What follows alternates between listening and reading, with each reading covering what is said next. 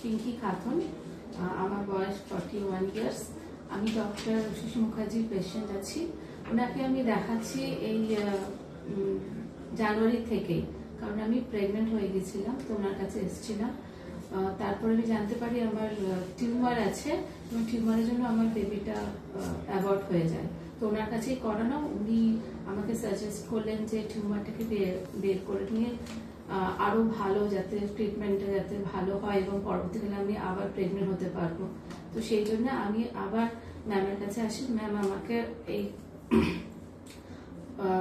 20 June আমার একটা ওটি হয়, উনি করেন এবং খুব ভালোভাবে করেন। আমি খুব স্যাটিসফাইড, কারণ উনি আমার এত ভালোভাবে করেছেন যে আমার বুঝতেই পারিনি যে আমার এতটা প্রবলেম মানে ছিল, এবং আমি ওটার যে পেন ওটা আমি ফিল করতে পারিনি।